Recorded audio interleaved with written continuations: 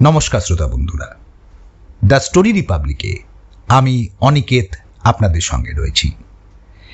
The story রিপাবলিকে আজকের গল্প মানবেন্দ্র পালের লেখা অলৌকিক জল্লাদ।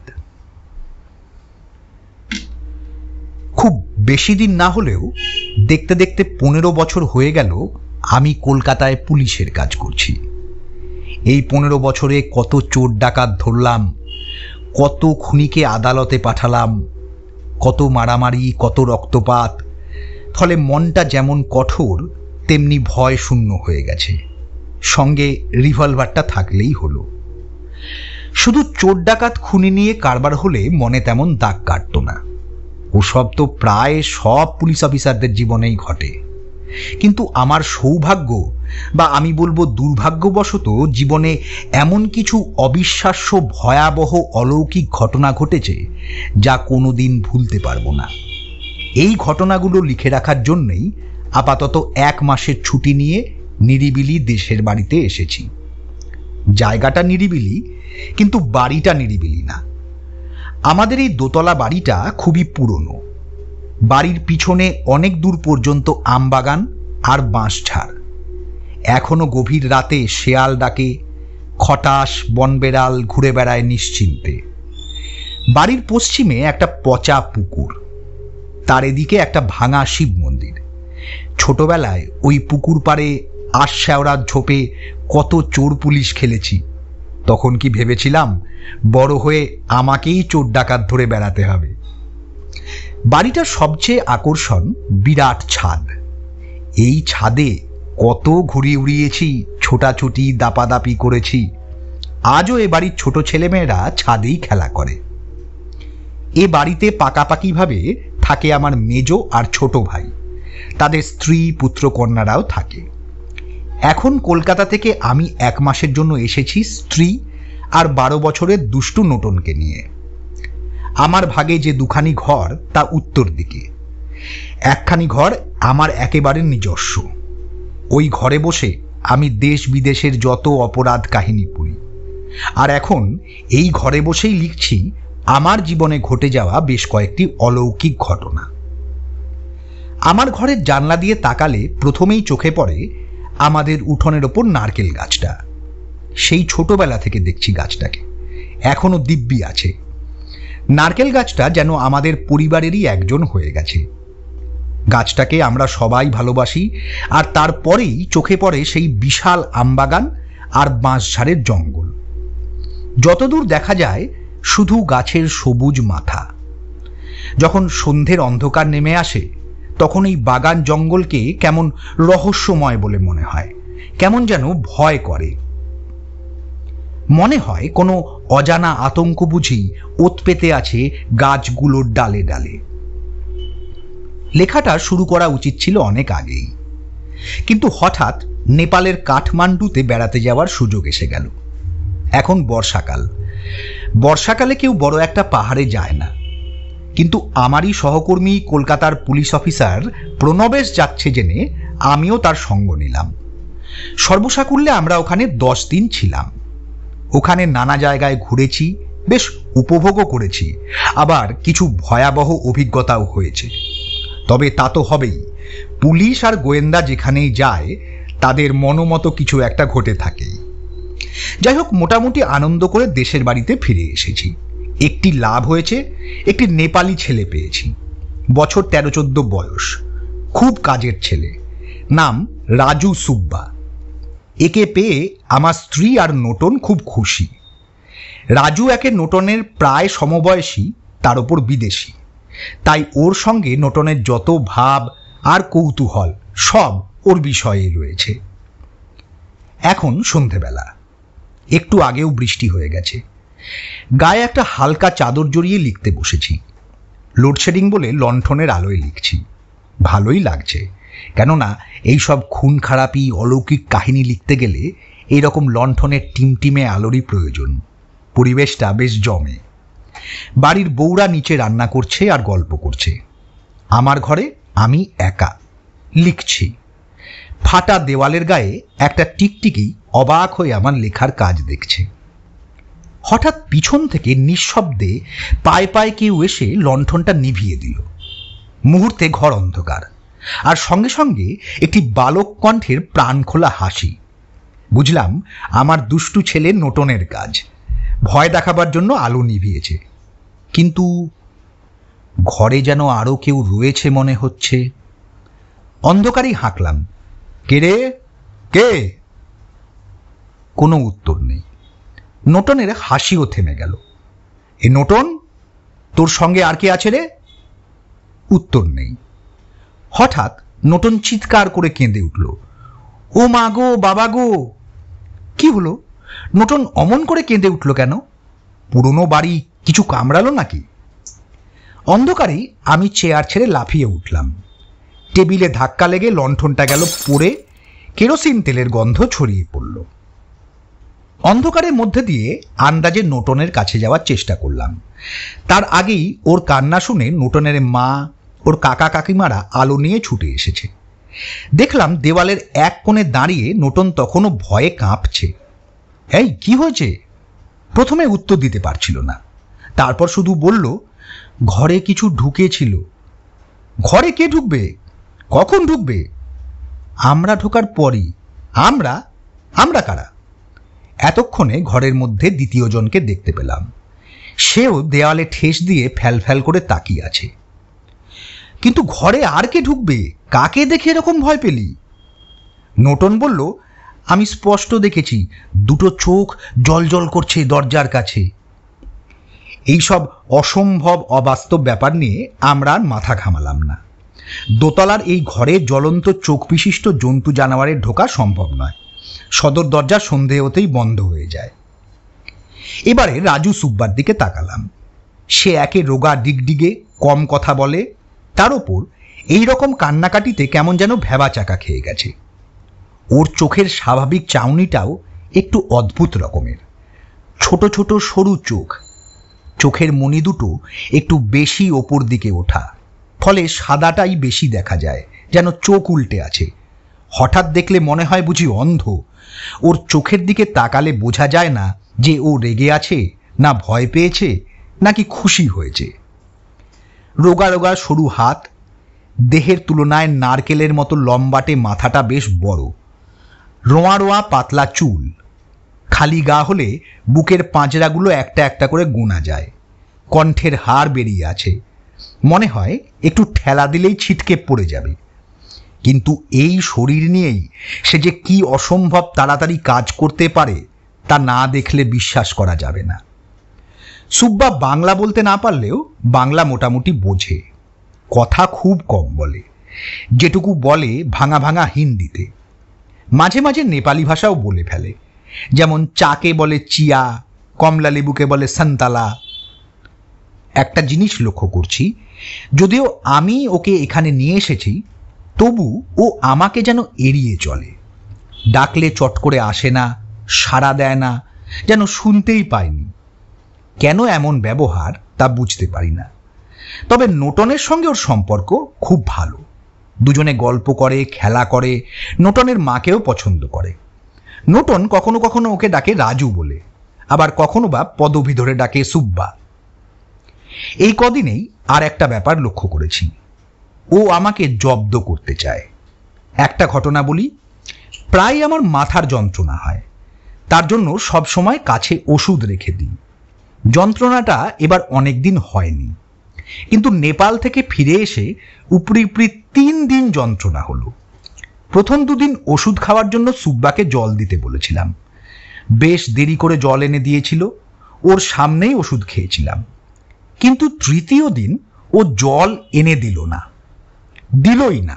ধমক দিলেও এমন ভান করলো যেন আমার কথা শুনতেই পায়নি। আর আশ্চর্য, ওষুধের প্যাকেটটা খুঁজে পেলাম না। ওষুধ খাওয়া হলো না, সারা রাত্রি যন্ত্রণায় ছটফট করলাম। পরের দিন দেখলাম ওষুধের প্যাকেটটা পিছনের জঙ্গলে পড়ে আছে। কেউ জানলা দিয়ে ছুঁড়ে ফেলে দিয়েছিল। সবাইকে ডেকে দেখালাম, কিন্তু কে ফেলেছে কেউ বলতে পারল না। নোটন আড়ালে সুব্বাকে জিজ্ঞেস করেছিল, সুব্বা উত্তরে মাথা নেড়ে বলেছিল নেহি। তবুও বোঝা গেল ওষুধটা ওই ফেলে দিয়েছিল। কিন্তু কেন? ও তো নিতান্ত ছোট শিশুটি নয়। আরও আশ্চর্যের কথা, পরে জেনেছিলাম সেদিন সুব্বাই চুপি চুপি একা ঘরে ঢুকে আলোটা নিভিয়ে দিয়েছিল। নোটন যে ওকে চুপি চুপি ঘরে ঢুকতে দেখে কৌতূহলে বসেই ঘরে ঢুকেছিল, সুব্বা তা টের পায়নি। ঘর অন্ধকার করে সুব্বা আমাকে ভয় দেখাতে যাচ্ছে এইটা ভেবে নোটন জোরে হেসে উঠেছিল। কিন্তু যে ছেলেটা আমার কথা শুনতে চায় না, ডাকলে সাড়া দেয় না, কাছে ঘেঁষে না, সে কেন ঘর অন্ধকার করে আমার সঙ্গে মজা করতে এলো? এ কথা নিয়ে বাড়ির কারোর সঙ্গে কোনোদিন আলোচনা করিনি, নিজের কাছেও সদুত্তর পাইনি। এছাড়া অন্ধকার ঘরে কেন, কি দেখে নোটন অমন ভয় পেয়ে চেঁচিয়ে উঠেছিল তাও ঠিক আমার কাছে পরিষ্কার হয়নি। সত্যি ও ঘরের মধ্যে জ্বলন্ত চোখ দেখেছিল কিনা, কিংবা কার চোখ সেটা, তাও অমীমাংসিত থেকে গেছে। এই সুব্বাকে পাওয়ার পিছনে একটা বিশেষ ঘটনা আছে। নেপালের কাঠমান্ডুতে যে হোটেলে প্রণবেশ আর আমি উঠেছিলাম, সে হোটেলটি একেবারে শহরের মধ্যে। হোটেলে বেশ কয়েকজন অল্প বয়সী ছোকরা কাজ করত। আমাদের যে দেখাশোনা করত সে নেপালি হলেও বাংলা বুঝত আর মোটামুটি বলতেও পারত। সে বলতো এখানে বাঙালি বাবুরাই বেশি বেড়াতে আসে, তাদের সঙ্গে কথা বলতে বলতে ও বাংলা শিখে গেছে। ওর নাম জং বাহাদুর। ও বাংলা জানায় খুব সহজেই ওর সঙ্গে আলাপ জমিয়ে নিলাম। শুনে কষ্ট হলো, ওদের মতো যারা হোটেলে কাজ করে তারা খুবই গরিব, তাই অল্প বয়সী কাজের ছেলেরাও কাজের খোঁজে ভারতে চলে যায়। শিলিগুড়ি, কলকাতা তাদের লক্ষ্য। আমার তখনই মনে হলো কলকাতায় আমার বাসার জন্য ওই রকম একটা কাজের ছেলের দরকার। তখন তো চট করে কাজের ছেলে পাওয়া যায় না। তাই জং বাহাদুরকে বলেছিলাম যে তোমার মতো একটা ছেলে পেলে আমিও নিয়ে যেতাম। জং বাহাদুর বলেছিল দেখব। তারপর ওকে জিজ্ঞেস করেছিলাম কাঠমান্ডুতে দেখবার কি কি আছে। ও এক নিঃশ্বাসে অনেকগুলো জায়গার নাম করে গেল। বুড়ো নীলকণ্ঠ, স্বয়ম্ভু মন্দির, দক্ষিণা কালীবাড়ি, গুর্জেশ্বরী মন্দির, দেবী কুমারী বা জীবন্ত দেবী, আর পশুপতিনাথ তো আছেনই। জিজ্ঞাসা করেছিলাম এখানে উৎসব কি কি হয়। ও চটপট উত্তর দিয়েছিল ত্রিবেণী মেলা, শ্রীপঞ্চমী, মাঘী পূর্ণিমা, মহাশিবরাত্রি, হোলি, নববর্ষ। আমি বাধা দিয়ে বলেছিলাম আরে তা তো বুঝলাম, কিন্তু এখন কোনো উৎসব হয় কি? তা হয় বই কি, খুব উৎসাহের সঙ্গে উত্তর দিয়েছিল নাগপঞ্চমী, ঘণ্টাকর্ণ। আমি জিজ্ঞেস করেছিলাম ঘণ্টাকর্ণ? ঘণ্টাকর্ণ কি? ও হঠাৎ চোখ বুজে দুহাত জোর করে কারো উদ্দেশ্যে যেন নমস্কার করল। তারপর যা বলল তার মানে হলো ওই পুজোটা হচ্ছে দানব আর অশুভ আত্মাদের সন্তুষ্ট করার জন্য। এই জুলাই আগস্ট মাসে নেপালের পাহাড়ে পাহাড়ে অশুভ শক্তিরা ঘুরে বেড়ায় দানবের মূর্তি ধরে। তাদের সামনে পড়লে মানুষ, জীবজন্তু কারো রক্ষা নেই, তাদের আটকাবার ক্ষমতাও কারো নেই। তাই সেই দানব দেবতাদের পুজো দিয়ে সন্তুষ্ট করে সসম্মানে বিদায় করার চেষ্টা করা, এই হচ্ছে ঘণ্টাকর্ণ পুজো। এইসব অশুভ আত্মা, দানব দেবতার কথা শুনে ঘণ্টাকর্ণ পুজো দেখবার খুব ইচ্ছে হলো। ওকে বলাতে ও খুব উৎসাহ করে কোথা দিয়ে কেমন করে যেতে হবে তার হদিশ বলে দিল। শেষে গলার স্বর নিচু করে বলল এখানে যাবেন যান, কিন্তু কেউ বললেও যেন দক্ষিণের ওই উঁচু পাহাড়টার নিচে যাবেন না। আমি জিজ্ঞেস করলাম কেন, ওখানে কি আছে? ও একটু চুপ করে থেকে বলল ওই পাহাড়ের নিচে একটা নদী আছে, সেই নদীর ধারে একটা গুহায় ঘণ্টাকর্ণের এক ভয়ঙ্কর মূর্তি আছে, ওখানেও ঘণ্টাকর্ণের পুজো হয়। কিন্তু সে পুজো খুব গোপন, বাইরের লোক তো দূরের কথা, সব নেপালিরাও ওখানে যেতে পারে না, গেলে আর তাদের ফেরা হয় না। প্রণবেশ ব্যাপারটা আমাকে বুঝিয়ে বললে যে আমাদের দেশে যেমন নির্জন জায়গায় তান্ত্রিক কাপালিকরা গোপনে কালী পুজো করে, এও সেই রকম। তান্ত্রিক কাপালিকরা যেমন ভয়ঙ্কর প্রকৃতির লোক হয়, এরাও সম্ভবত সেই রকম। যাই হোক, দিন তিনেক পরে জং বাহাদুরই একটা জিপের ব্যবস্থা করে দিল। ড্রাইভার আমাদের কাছাকাছি 2-3 জায়গায় ঘণ্টাকর্ণ পুজো দেখিয়ে আনবে। বেটেখাটো ফর্সা ধবধবে নেপালি ড্রাইভার, ঠিক যেন একটা মেশিন, চমৎকার ড্রাইভ করে নিয়ে গেল পাহাড়ি রাস্তা দিয়ে। 2 জায়গায় ঘণ্টাকর্ণ পুজো দেখলাম।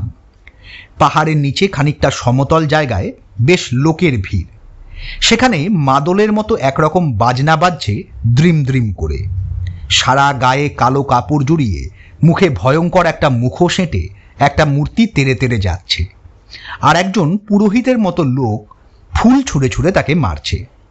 জানলাম এই রকম করেই নাকি পুজোর মধ্যে দিয়ে অশুভ শক্তির দানবকে তাড়ানো হয়। ঘণ্টাকর্ণের নকল ভয়ঙ্কর মূর্তি ছাড়া আর কিছুই তেমন আমার মনে দাগ কাটেনি। এবার আমাদের হঠাৎ ইচ্ছে হলো পাহাড়ের নিচে সেই নিষিদ্ধ পুজোটা দেখার, কিন্তু ড্রাইভার রাজি হলো না। ওখানকার কথা তুলতেই ভয়ে ওর মুখ শুকিয়ে গেল। ওকে আমরা অনেক করে বোঝালাম, কোনো ভয় নেই, ভূত প্রেত দানব অশুভ শক্তি যাই থাকুক না কেন, এই যে রিভলভারের কাছে সব ঠান্ডা। এই বলে কোটের পকেট থেকে রিভলভার বের করেও দেখালাম। আর তাছাড়া আমরা যে দুজনেই কলকাতা পুলিশের অফিসার তাও জানিয়ে দিলাম। তাতেও ও যখন ইতস্তত করছিল তখন একটা 50 টাকার নোট ওর কোটের পকেটের মধ্যে গুঁজে দিলাম। আমাদের 50 টাকা মানে নেপালে তখন 85 টাকা। এবার কাজ হলো। গরিব মানুষরা টাকা পেলে জমের দুয়ার পর্যন্ত যেতে পারে। অগত্যা বিমর্ষ মনে ও গাড়িতে স্টার্ট দিল। গাড়িতে একটা কালী ঠাকুরের ছবি ছিল। ড্রাইভার সেই ছবিতে বারবার মাথা ঠেকালো, তারপর গাড়ি চালিয়ে দিল। চারদিকে জঙ্গল ভরা পাহাড়, তার মধ্যে দিয়ে খুব সাবধানে জিপটা চালিয়ে নিয়ে চলল ড্রাইভার। কখনো অনেক উঁচুতে উঠছে, কখনো নিচে নামছে। প্রায় ঘণ্টাখানেক যাওয়ার পর আমরা একটা ফাঁকা জায়গায় এসে পড়লাম। ডান দিকে আমাদের পশ্চিমবঙ্গের মতোই সবুজ ধান ক্ষেত, বাঁদিকে যে সরু নদীটা ঝিরঝির করে বয়ে যাচ্ছে, ড্রাইভারের কাছ থেকে তার নাম জেনে নিলাম বিষ্ণুমতী নদী। ড্রাইভার সেই নদীর উদ্দেশ্যে নমস্কার করল। আবার সামনে পাহাড়, পাহাড়ের পর পাহাড়, পাইন গাছে ঢাকা। হঠাৎ ড্রাইভার জোরে ব্রেক কষল। আমরা ঝাঁকুনি খেয়ে চমকে উঠলাম। কি হলো? অমন শক্ত সমর্থ ড্রাইভার ভয়ে সিঁটিয়ে কাঁপা কাঁপা গলায় বলল, বিল্লি। বিল্লি? বেড়াল? তা একটা বেড়াল দেখে এত ভয় পাওয়ার কি আছে? দেখলাম বন বেড়ালের মতো মস্ত একটা কালো বেড়াল পথের মাঝখানে দাঁড়িয়ে জ্বলন্ত দৃষ্টিতে জিপের দিকে তাকিয়ে আছে। মনে পড়ল এ দেশের সংস্কারের কথা। নেপালে কোথাও বেড়াল দেখা যায় না। এদেশে কেউ বেড়াল পছন্দ করে না। তাদের মতে বেড়ালের চেয়ে কুকুর ভালো। বেড়াল কোনো উপকার করে না, বরং ক্ষতি করে। সিদ্ধিদাতা গণেশের বাহন যে ছুচন্দর বা ইঁদুর, তাদের বেড়াল হত্যা করে। কাজেই বেড়াল গৃহস্থের অকল্যাণ করে। আর যদি কালো বেড়াল হয় তাহলে রক্ষে নেই, কেননা এদের বিশ্বাস কালো বেড়াল অশুভ আত্মার ছদ্মরূপ। যাই হোক, প্রণবেশ গাড়ি থেকে নেমে বেড়ালটাকে তাড়িয়ে দিল। বেড়ালটা ফ্যাঁস করে কামড়াতে এসছিল, কিন্তু দ্বিতীয়বার তাড়া খেয়ে জঙ্গলের মধ্যে ঢুকে গেল। অনিচ্ছুক ড্রাইভার আবার গাড়ি চালাতে লাগলো। গাড়ি চলেছে ধীরে ধীরে পাহাড়ের ওপর ঘুরে ঘুরে। কিছুক্ষণ চলার পর গাড়ি নামতে লাগলো। নিচের দিকে তাকালে মাথা ঘুরে যায়। কুয়াশায় ঢাকা পড়ে গেছে পথ। খুব সাবধানে গাড়ি চালাচ্ছে ড্রাইভার। পাশেই গর্ত। স্টিয়ারিং একটু এদিক ওদিক হলেই আর রক্ষে নেই। গাড়িটা ডান দিকের আরও সরু পথ ধরে চলল। পাহাড়ের ওপর অজস্র সল্লা, চিলনি, মহুয়া আর বাজ গাছের জটলা। প্রায় 1.5 ঘন্টা যাওয়ার পর এক জায়গায় সরু রাস্তাটা 3 দিকে চলে গেছে। হঠাৎ ড্রাইভার সেখানে ব্রেক কষল। আমরা কিছু বুঝে উঠবার আগেই দেখি রাস্তার দিকে তাকিয়ে ড্রাইভার প্রণাম করছে। কাকে প্রণাম করছে? মুখ বাড়িয়ে দেখি ঠিক মোড়ের মাথায় একটা মস্ত বড় খুঁটের ওপর লাল এক টুকরো ন্যাকড়া। ওদেশের একরকম হলদে রঙের জায়ে আর জবার মতো লালি লালি গোলাপ ফুল, সরু সরু ডাল শুদ্ধ পাতা। ড্রাইভার সেগুলোর উদ্দেশ্যেই প্রণাম করছে। ড্রাইভারকে জিজ্ঞেস করে যেটুকু বুঝতে পারা গেল তা হচ্ছে এগুলো আমাদের দেশে তুক করার মতো। আজকাল অবশ্য তুকতাক বড় একটা দেখা যায় না, কিন্তু ছোটবেলায় আমরা গ্রামে দেখেছি। রাস্তার মোড়ে এইরকম মন্ত্রপুত তুক সাজিয়ে রেখে দিত এক শ্রেণীর হিংস্র স্বভাবের মানুষ লোকের চরম ক্ষতি করার জন্য। এই তুক মারালে সর্বনাশ হয়। এখানেও সেই রকমের তুক। ড্রাইভার জানালো এই তুক করেছে ভয়ঙ্কর স্বভাবের তান্ত্রিক যে এই বিশেষ ঘণ্টাকর্ণ পুজো করে। রাস্তার মধ্যে টুক সাজিয়ে লোককে হুঁশিয়ার করে দিচ্ছে, কেউ যদি ভুল করেও এত দূর এসে পড়ে তারা যেন আর না এগোয়। ফলত আমাদের ড্রাইভার আর এগোতে নারাজ। অগত্যা আমরাই নেমে পড়লাম। জেনে নিলাম এই পাহাড়টা থেকে 1 কিলোমিটার গেলেই বিষ্ণুমতী নদী, আর সেই নদীর তীরেই। ড্রাইভার আর কিছু বলতে চাইল না। আমরা নামতেই ও গাড়ি ঘুরিয়ে নিল, যাতে দরকার হলেই স্টার্ট দিতে পারে। এমনও বিপদ হতে পারে যখন গাড়ি ঘোরাবার জন্য আর সময় থাকবে না। আর শুধু তাই নয়, গাড়িটা রাখলো আরও এগিয়ে নিরাপদ দূরত্বে।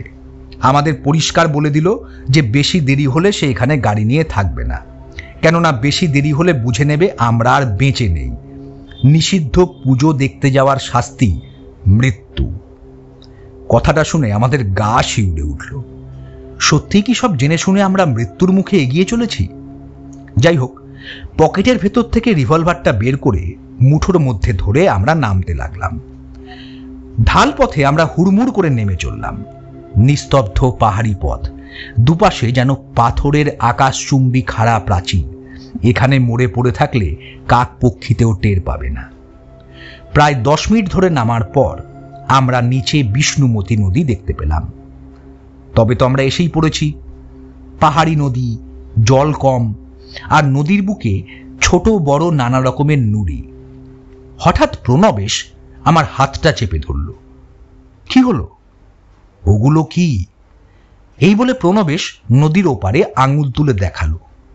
যা দেখলাম, মাথার চুলগুলো পর্যন্ত খাড়া হয়ে উঠল। গোটা 15 মাথার খুলি ছড়িয়ে রয়েছে নদীর ওপারে, আর মাথার খুলিগুলো আকারে ছোট। আমরা পরস্পর মুখ চাওয়াচাওয়ি করলাম।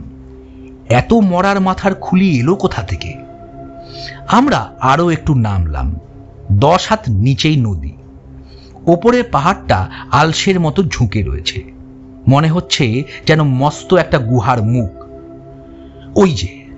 ওই যে কয়েকজন লোক।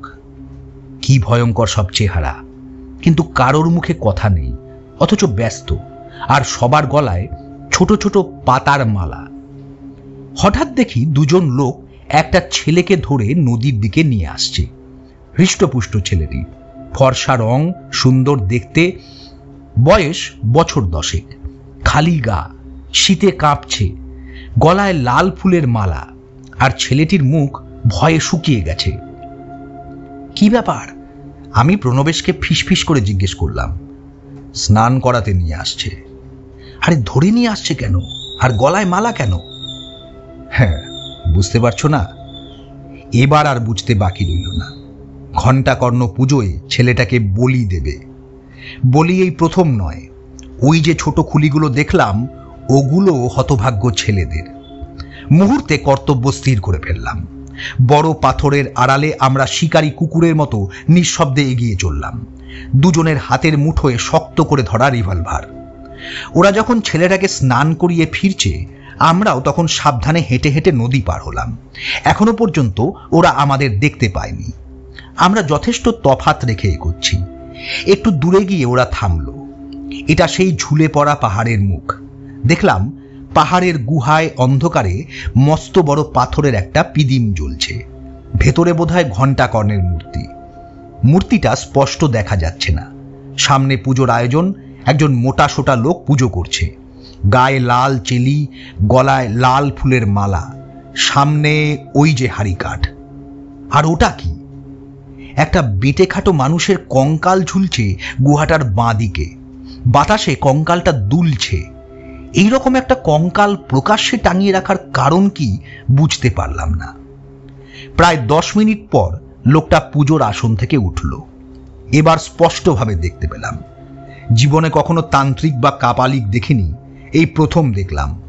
বড় বড় হিংস্র ভয়ঙ্কর চোখ, কপালে সিঁদুর লেপা, পেশিবহুল হাতে রুদ্রাক্ষের মালা। লোকটি এগিয়ে আসতেই আরো যে 4-5 জন বসছিল তারা উঠে দাঁড়ালো। তান্ত্রিক বলিদানের নির্দেশ দিল। এবার ছেলেটাকে ধরে আনা হলো। পাছে চেঁচায়, তাই মুখটা কালো কাপড় দিয়ে বাঁধা। প্রণবেশ অধৈর্য হয়ে চাপা গলায় বলল, আর দেরি নয়, অ্যাকশন। আমি বাধা দিয়ে বললাম, আর একটু দেখি। হ্যাঁ শোনো, তুমি আটকাবে ওই তান্ত্রিকটাকে, আর আমি সামলাবো ওই 5 জনকে। হাড়ি কাঠে ছেলেটার মাথা আটকে দেওয়া হলো। এবার স্বয়ং তান্ত্রিক বিরাট একটা খাঁড়া হাতে নিয়ে এগিয়ে এলো, আর সঙ্গে সঙ্গে পাথরের আড়াল থেকে আমরা দুজনে দুদিক থেকে রিভলভার হাতে ঝাঁপিয়ে পড়লাম। প্রণবেশ একেবারে তান্ত্রিকটার মুখোমুখি, আর আমি একা বাকি 5 জনের সামনে রিভলভার ঘোরাতে থাকলাম। এই অকস্মাৎ আক্রমণে ওরা প্রথমে ভ্যাবাচাকা খেয়ে গেছিল, তারপরেই ওরা আমার দিকে তেড়ে এলো। আমি একটা ব্ল্যাঙ্ক ফায়ার করলাম। পাহাড় কাঁপিয়ে গুলির শব্দটা ধ্বনিত প্রতিধ্বনিত হয়ে মিলিয়ে গেল। ওরা ভয়ে পিছিয়ে গেল। তারপর প্রায় 5 মিনিট ওরা আর এগোচ্ছে না। মাথার ওপর গাছের ডালে একটা মস্ত কাক ক্যাঁক ক্যাঁক করে ডেকে উঠল। কাক যে এত বড় হয় তা জানা ছিল না, বোধহয় পাহাড়ি কাক, তাই এত বড়। চকিতে প্রণবেশের দিকে তাকালাম। তান্ত্রিক আর প্রণবেশ 5 হাতের ব্যবধানে মুখোমুখি নিশ্চল দাঁড়িয়ে, তান্ত্রিকের হাতে খাঁড়া। কিন্তু এ কি? প্রণবেশ নেতিয়ে পড়ছে কেন? দেখি তান্ত্রিক ভয়ঙ্কর দৃষ্টিতে প্রণবেশের দিকে তাকিয়ে আছে। তার 2 চোখ দিয়ে যেন আগুন ঝরছে। বুঝলাম তান্ত্রিক হিপনোটাইজ করছে, আর প্রণবেশের হাত থেকে রিভলভার খসে পড়ছে। তখনই আমি বাঁ হাতের রিভলভারটা অন্যদিকে তাক করে প্রণবেশকে ঠেলা মেরে সরিয়ে দিলাম। ওর হাত থেকে রিভলভারটা কেড়ে নিলাম। এখন আমি একা, শুধু 2 হাতে 2টো রিভলভার। প্রণবেশ হাঁটুর মধ্যে মাথা গুজে মাটিতে বসে পড়েছে। তান্ত্রিক সেই একইভাবে আমার দিকে তাকালো, কিন্তু প্রণবেশের চেয়ে আমার মনের জোর বোধহয় বেশি। আমি ওর চোখের দিকে না তাকিয়ে হুঙ্কার দিয়ে বললাম, পিছু হটো। ওরা শুনল না। কাপালিকও ছুটে এলো আমার দিকে। আমি দ্রুত 10 পা পিছিয়ে গেলাম। কাকটা আবার বিকট শব্দে ডেকে আমার মাথার উপর দিয়ে উঠতে লাগলো। ওদের ভয় দেখাবার জন্য আমি উড়ন্ত কাকটাকে গুলি করে দিলাম। 2 পাক ঘুরে কালো ডানায় রক্ত মেখে কাকটা এসে পড়ল তান্ত্রিকের মাথায়। আমি লাফিয়ে গিয়ে বুকে রিভলভার ঠেকালাম। অন্যরা এবার ভয়ে পালাতে লাগলো। মুহূর্তে পাহাড়ের আড়ালে কে কোথায় গা ঢাকা দিল তাদের আর দেখা গেল না। প্রণবেশও ততক্ষণে সামলে নিয়েছে। তখন উদ্যত রিভলভারের সামনে তান্ত্রিক আর ছেলেটাকে নিয়ে আমরা উপরে উঠে এলাম। রিভলভারের সামনে তান্ত্রিক বাবাজি আর মেজাজ দেখালো না। কিন্তু তান্ত্রিকের এই অবস্থা দেখে আমাদের ড্রাইভার ভয়ে বিস্ময়ে কিছুক্ষণ স্তব্ধ হয়ে রইল। তারপর দেখি হঠাৎ তার পায়ের ওপর হুমড়ি খেয়ে পড়ল। বোধহয় বোঝাতে চাইল তার দোষ নেই, সে নিরুপায়, তার ওপর তার ক্রোধ যেন না পড়ে। ড্রাইভারকে বললাম, সোজা থানায় চলো।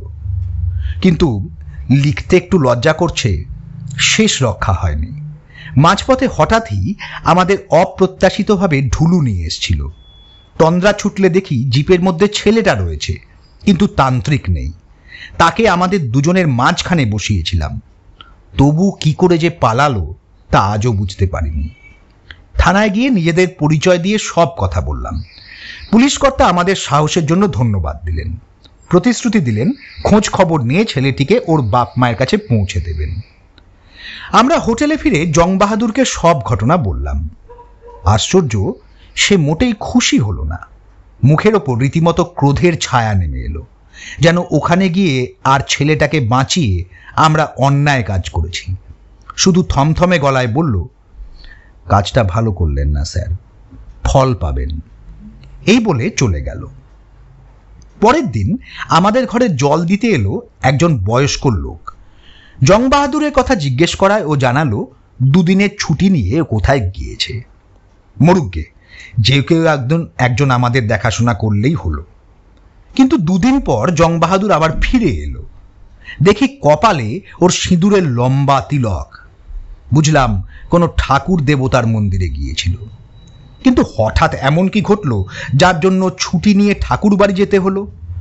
তখনই কেন জানি না সন্দেহ হলো সেই তান্ত্রিকের আখড়ায় যায়নি তো। যাই হোক, ওকে আর কিছু জিজ্ঞেস করিনি। যাওয়ার আগের দিন সন্ধেবেলায় হোটেলে ঢুকছি, দেখি একটা রোগা পটকা ছেলে দরজার কাছে বসে আছে। জিজ্ঞেস করায় সে ভাঙা ভাঙা হিন্দিতে বলল বাড়ির কাজ খুঁজছে, যদি দরকার হয় তাহলে আমাদের সঙ্গে কলকাতায় যেতে পারে। জং বাহাদুরকে ডাকলাম। সে তো শুনে বলল, আপনি তো কাজের ছেলে খুঁজছিলেন, তা ও যখন না ডাকতেই এসে পড়েছে, ওকে নিয়ে চলে যান। ওর চেহারা দেখে বললাম, এর শরীর তো এ কি কাজ করতে পারবে? এ কথা শুনেই ছেলেটা অদ্ভুত কাণ্ড করে বসলো। ওই প্রবল শীতে জামা খুলে ফেলে বার কতক ভল্ট খেলো, দুবার দুমদাম করে বড় বালতিটা নিয়ে পাই পাই করে নিচে নেমে গেল, আর 5 মিনিটের মধ্যে 1 বালতি জল নিয়ে দৌড়ে এসে পড়ল। আর আশ্চর্য, 1 ফোঁটা জল চলকে পড়েনি। দেখে যত না খুশি হলাম, তার চেয়ে অবাক হলাম বেশি। ছেলেটা কি ম্যাজিক জানে, নাকি পাহাড়ি ছেলে বলে এত শক্তি? ইতস্তত করছি, জং বাহাদুর বলল, ভাবছেন কি, নিয়ে যান একে, এর কাজ দেখবেন। ওকে নিয়ে যখন গাড়িতে উঠছি, দেখি বাহাদুর দূরে দাঁড়িয়ে হাসছে। সে হাসিটা যেন কিরকম, ঠিক বিদায়ের হাসি নয়। আমার বন্ধু প্রণবেশ নেপাল থেকে ফিরে কলকাতাতেই থেকে গেল। আমি রাজু সুব্বাকে নিয়ে চলে এলাম দেশের বাড়িতে। প্রণবেশকে ছুটির মধ্যে অতি অবশ্য একবার আমার দেশের বাড়িতে বেড়াতে আসতে বলেছি, ও আসবেও বলেছে। যদিও জুলাই মাস, বৃষ্টির সময়, আকাশ মেঘলা, কিন্তু ঝড়ের সময় নয়। আশ্চর্যের ব্যাপার হলো, স্টেশনে নেমে সুব্বাকে নিয়ে রিক্সা করে অর্ধেক পথ যেতে যেতেই হঠাৎ ঝড় উঠল। আর সে কি ঝড়, সঙ্গে মেঘের তর্জন বর্জন। স্টেশনে ফিরে যাওয়ার উপায় নেই। ওই ঝড়ের মধ্যেই রিক্সার পর্দা দুহাতে চেপে ধরে আমরা এগোতে লাগলাম। কিছুক্ষণ ধরে কিরকম একটা পচা ভ্যাপসা গন্ধ পাচ্ছিলাম। এখন বুঝলাম গন্ধটা আসছে সুব্বার গা থেকে। আমার ভেতরটা কিরকম গুলিয়ে উঠছিল, কিন্তু উপায় কি?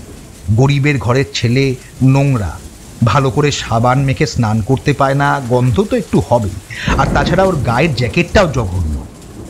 যাই হোক, রিক্সাটা যখন ঝড়ের মধ্যেই বাড়ির কাছে এসেছে, তখন আকাশের বুক চিরে বিদ্যুৎ ঝলকে উঠল, আর সঙ্গে সঙ্গে কানের পর্দা ফাটিয়ে প্রচণ্ড শব্দে কাছেই কোথাও বাজ পড়ল। জীবনে কখনো বাজ পড়া দেখিনি, এই প্রথম দেখলাম। আর আমার প্রথম দেখা বজ্রটি একটি আগুনের গোলা হয়ে প্রথমে আমাদেরই বাড়ির নারকেল গাছটার ওপর পড়ল, তারপর বাড়ির আলসে ভেঙে বেরিয়ে গেল। চারিদিকে ভয়ার্ত চিৎকারের মধ্যে আমাদের রিক্সাটা বাড়ির সামনে এসে দাঁড়ালো। আমি বিহ্বল, সন্ত্রস্ত। শেষ পর্যন্ত আমাদের বাড়িতেই বজ্রপাত। কিন্তু আশ্চর্য, সুব্বার কোনো বিকার নেই। সে তার ড্যাবড্যাবে সাদা চোখ নিয়ে শুধু আমার দিকে তাকিয়ে আছে, যেন প্রতিটা মুহূর্ত ও আমাকে লক্ষ্যের মধ্যে রাখতে চাইছে। এইভাবে বিশ্রী একটা দুর্ঘটনার মধ্য দিয়ে রাজু সুব্বা আমাদের বাড়িতে ঢুকলো না বলে বরঞ্চ বলি, আমাদের বাড়িতে নিজের অধিকার পাকা করে নিল। এখানে এসে প্রথম কদিন আমার চেনা জানা প্রতিবেশীদের সঙ্গে দেখা করলাম। হেরম্ব ভট্টাচার্যের কথা মনে ছিল না। বৃদ্ধ মানুষ, সারা জীবন ঠিকুজি, কুষ্ঠি, কররেখা গণনা করেই কাটালেন। ভালো জ্যোতিষী বলে ওর খুব নাম ডাক ছিল। আমি এসবে বিশ্বাসী কোনোদিনই ছিলাম না, তাই তার কাছে যেতে ইচ্ছে করত না। কিন্তু উনি আমাকে ছোটবেলা থেকেই চিনতেন। বাবার সঙ্গে খুব বন্ধুত্ব ছিল। আমি কোথায় থাকি, কি করি না করি সব খবরই রাখতেন। বোধহয় ভেতর ভেতর আমার ওপর টান ছিল। সেদিন সকালে বাজার করে ফিরছি, দেখি হেরম্ব জ্যাঠা রাস্তার ধারে বারান্দায় ইজি চেয়ারে পাঁজি দেখছেন। আমায় দেখে সোজা হয়ে বসলে বললেন, সুশান্ত না, কবে এলে? অগত্যা বারান্দায় উঠতে হলো। প্রণাম করলাম। উনি খুঁটিয়ে খুঁটিয়ে আমার কাজকর্মের কথা জিজ্ঞাসা করলেন। পুলিশের অফিসার হয়েছে শুনে উনি যেন বিশেষ খুশি হলেন না। শুধু বললেন, ওসব চাকরি বড় দায়িত্বজনক, বিপদের সামনে এগোতে হয়, না এগোলে দুর্নাম, আর এগোলে জীবন সংশয়। হেসে বললাম, তবু তো পুলিশের কাজ কাউকে না কাউকে করতেই হবে জেঠু। কেউ পুলিশের কাজ না নিলে চোর ডাকাতদের ধরবে কে? আমার কথায় হেরম্ব জ্যাঠা একটু অপ্রস্তুত হলেন। সসংকোচে বললেন, এই আমি ও ভেবে বলিনি, আসলে দেখো এইসব কাজে বিপদ আছে। তুমি আমাদের ঘরের ছেলে বলেই তোমায় বললাম, নইলে আমার কি? আমি নিতান্তই ওকে খুশি করার জন্য ভান করে হাতটা বাড়িয়ে দিয়ে বললাম, দেখুন তো, আমার শিগগিরই জীবন সংশয়ের যোগ আছে নাকি? খুশি হওয়া তো দূরের কথা, উনি যেন একটু বিরক্তই হলেন। বুঝলেন আমি মজা করছি।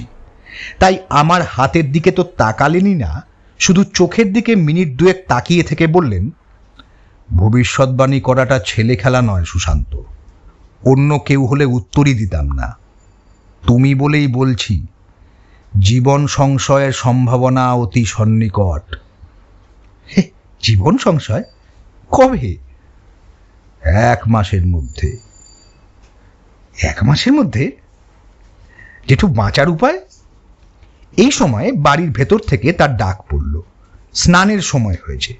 তিনি ঘরে যেতে যেতে বললেন, 1 মাসের মধ্যে কখনো একা থেকো না।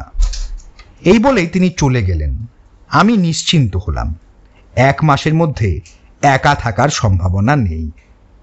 যদিও হেরম্ব জ্যাঠার কথাটা উড়িয়ে দিয়েছিলাম, তবু প্রথম কদিন থেকে মাঝে মধ্যেই চিন্তা করতাম, কেন তিনি ওরকম ভবিষ্যৎবাণী করলেন? তিনি তো অন্তত আমাকে মিছিমিছি ভয় দেখাবেন না। তাহলে কারো কারো ভবিষ্যৎবাণী তো মিলেও যায় বলে শুনেছি। তাহলে তাহলে কি সত্যি 1 মাসের মধ্যে এমন কোনো বিপদ আসছে যাতে আমার মৃত্যু হতে পারে? কিন্তু তা সম্ভব কি করে? বিশেষ করে এটা তো কলকাতা নয় যে পথে ঘাটে দুর্ঘটনা ঘটতে পারে। এটা শান্ত নির্ঝঞ্ঝাট গ্রাম, আমার নিজের দেশ। এখানে সবাই আমার চেনা জানা। কলকাতায় হলে না হয় বোঝা যেত চোর ডাকাতের সঙ্গে লড়াই করতে গিয়ে আমার মৃত্যু হতে পারে, কিন্তু এখানে আমি ছুটিতে। কোথাও ডাকাতি হলেও নিশ্চয়ই আমায় ছুটতে হবে না। তাহলে এখানে বাকি এই কটা দিনের মধ্যে আমার মৃত্যুর সম্ভাবনা কোথায়? যাই হোক, দিন দুয়েকের মধ্যেই আমার মন থেকে হেরম্ব জ্যাঠার কথাটা দূর হয়ে গেল। কয়েকদিন কেটে গিয়েছে। সুব্বা এ কদিনেই আমাদের বাড়ির একজন হয়ে উঠেছে। যদিও এখন নিয়মিত তেল মেখে সাবান দিয়ে স্নান করে, নোটনের পুরনো জামাগুলো পরে, তবু যখনই ও আমার ঘরে ঢোকে তখনই হঠাৎ মুহূর্তের জন্য সেই বিশ্রী গন্ধটা পাই। একদিন স্ত্রীকে গন্ধর কথা বললাম। স্ত্রী অবাক হয়ে বলল, কই না তো। আমার স্ত্রী বা বাড়ির অন্য কেউ যখন গন্ধ পায় না, তখন বুঝলাম ওটা আমারই ভুল। প্রথম দিনের সেই বিশ্রী গন্ধটা এখনো আমার নাকে লেগে আছে। নারকেল গাছটা ছিল বহুকালের, কোন ছোটবেলা থেকে দেখে এসেছি। এতদিন পর তার মৃত্যু হলো বজ্রাঘাতে আমারই চোখের সামনে। দেখতে পাই পাতাগুলো কিরকম জ্বলে গেছে, একটা একটা করে বালদা শুদ্ধ পাতা সশব্দে খসে পড়ছে। মনটা খারাপ হয়ে যায়। কিন্তু এসব সামান্য ব্যাপার নিয়ে মন খারাপ করলে চলবে না। যে জীবন কাহিনীটা লিখতে শুরু করেছি, তাড়াতাড়ি সেটা শেষ করতে হবে। ছুটি ফুরোতে আর বেশি দিন নেই।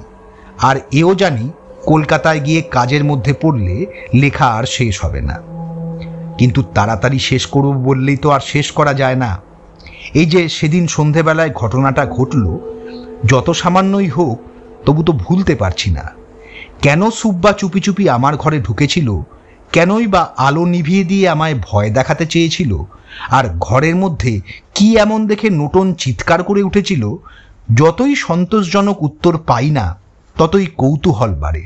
আর ততই কেন যেন সুব্বাকে লক্ষ্য করি, ওকে বোঝবার চেষ্টা করি। ছেলেটা ঠিক আর 5টা ছেলের মতো নয়। ওর অদ্ভুত কাজকর্মের কিছু নমুনা নেপালের হোটেলে দেখেছিলাম। অবাক হয়েছিলাম বটে, তবু কেমন যেন অস্বাভাবিক মনে হয়েছিল। এখানে এসেও একদিন ওই রকম একটা ঘটনা ঘটিয়ে বসল। দুপুরবেলায় নোটন ছাদে ঘুড়ি ওড়ায়।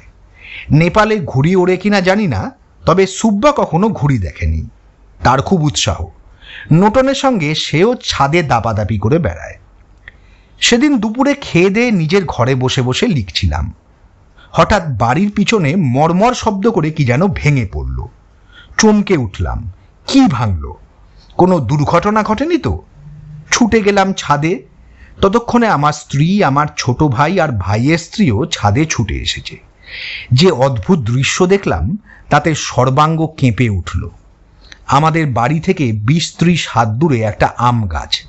দেখি তারই একটা ডাল ধরে সুব্বা ঝুলছে নয়, দোল খাচ্ছে।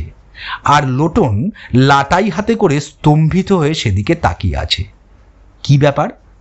ব্যাপারটা এই, নোটনের ঘুড়িটা আম গাছে আটকে গিয়েছিল, কিছুতেই ছাড়াতে পারছিল না। তখন নাকি সুব্বা পাঁচিলে উঠে এক লাফ দিয়ে আম গাছে গিয়ে পড়ল, ঘুড়িটা খুলে নিচে ফেলে দিল, আর তারপরেই গোটা ডালটা মরমর করে ভেঙে পড়ে। রাজু ততক্ষণে আর একটা ডাল ধরে ঝুলতে থাকে। আমাদের দেখে একটু যেন হেসে সার্কাসের খেলোয়াড়ের মতো ডাল থেকে দোল খেতে খেতে এক ঝাঁকানি দিয়ে ছাদে এসে পড়ল।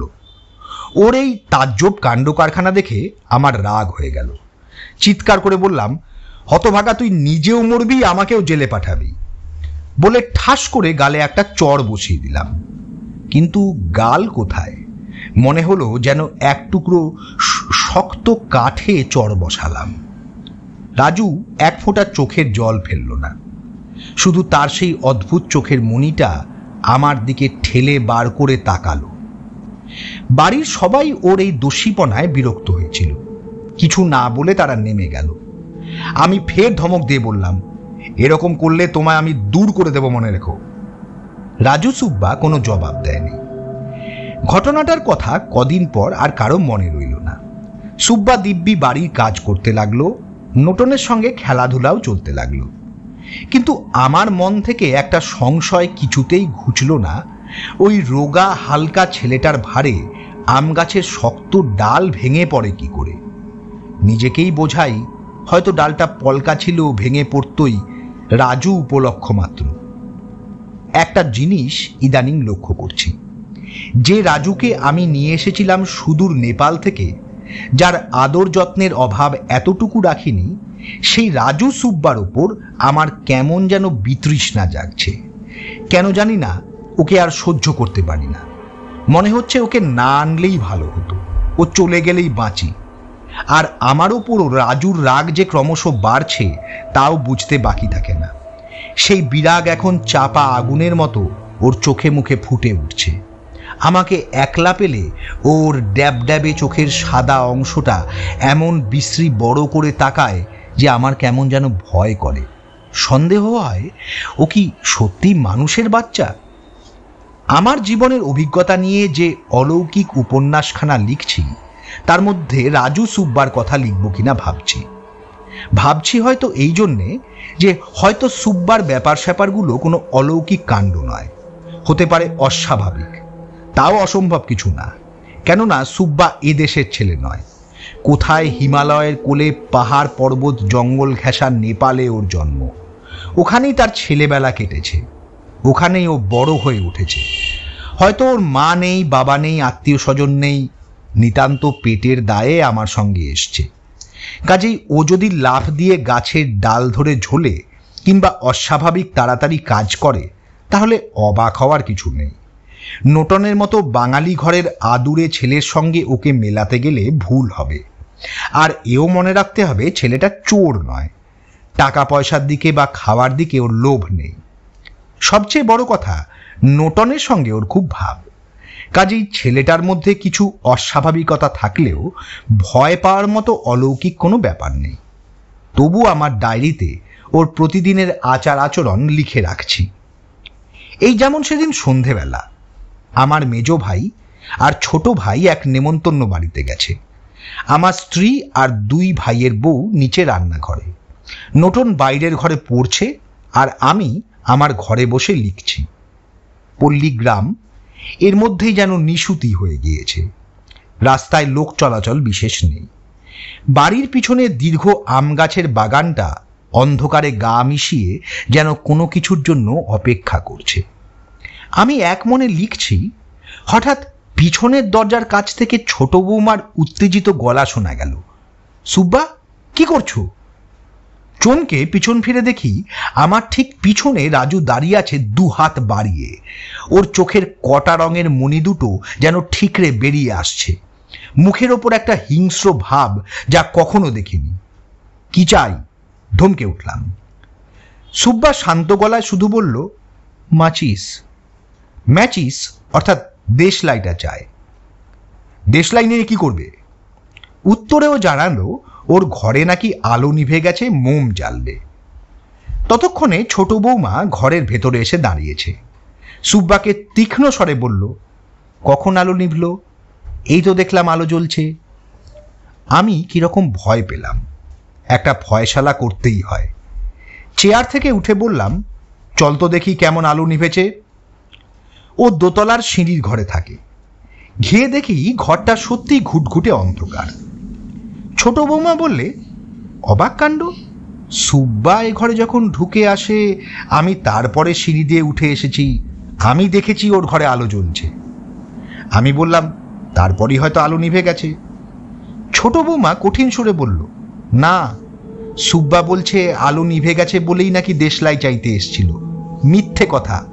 আবার বলছি, ও যখন এ ঘরে এসে আপনার পিছনে দাঁড়িয়েছিল আমি দেখেছি তখনও আলো জ্বলছিল। আমি আর কিছু বললাম না। রাজুর হাতে দেশলাই দিয়ে ওকে চলে যেতে বললাম। পরের দিন ছোট বৌমা আমার ঘরে এসে চুপি চুপি বলল, দাদা, রাজুর ব্যাপার স্যাপার আমার ভালো ঠেকছে না। ও দেশলাই নিতে আসেনি, আমি স্পষ্ট দেখেছি ও আপনার গলা টিপে মেরে ফেলার জন্য এসছিল। আমি হেসে বললাম, না না, তাই কখনো ও পারে? কেনই বা আমাকে মারবে? আর তাছাড়া ওই তো দুখানা হাড় বের করা চেহারা। আরে ওই দুখানা হাড়েই ও ভেলকি দেখায়, কিন্তু ভুলবেন না। যাই হোক, আমার বিবেচনায় যত তাড়াতাড়ি পারেন ওকে বিদেয় করুন। বলে চলে যাচ্ছিল, ফিরে দাঁড়িয়ে বলল, এ কথা আর কাউকে না বলাই ভালো, ভয় পাবে। শুধু আপনি একটু সাবধানে থাকবেন। এই বলেই চলে গেল। এই একটা নতুন ভাবনা শুরু হলো। সুব্বা কি সত্যিই আমায় মেরে ফেলতে চায়? কিন্তু কেন? ওকে সেদিন মেরেছিলাম বলে ওর এত বড় সাহস হবে বাড়িতে এতজনের মধ্যে আমায় মারার? তা হতে পারে না। ও হয়তো সেদিনের মতো ভয় দেখাতেই এসেছিল। ছোট বৌমা দেখে ফেলায় ধরা পড়ে গেছে। এর ঠিক 3 দিন পরে ছোট ভাইয়ের কাছে চিঠি এলো।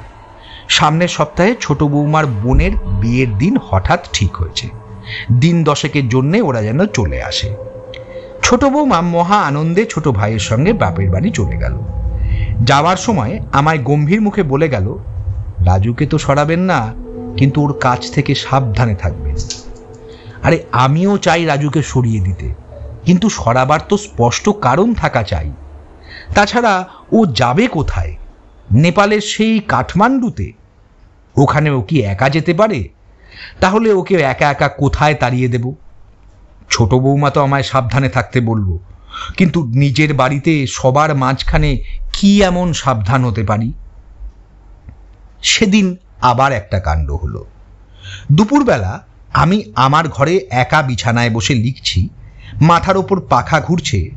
হঠাৎ মনে হলো ফ্যানের হাওয়াটা কিরকম এলোমেলো হয়ে যাচ্ছে, একভাবে গায়ে লাগছে না।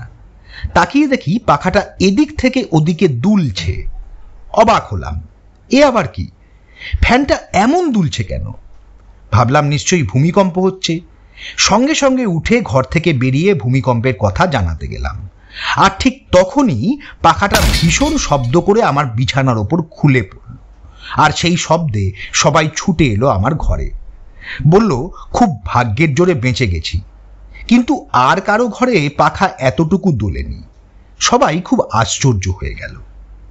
আমি লক্ষ্য করলাম সবাই ছুটে এসেছে, আসেনি শুধু রাজু।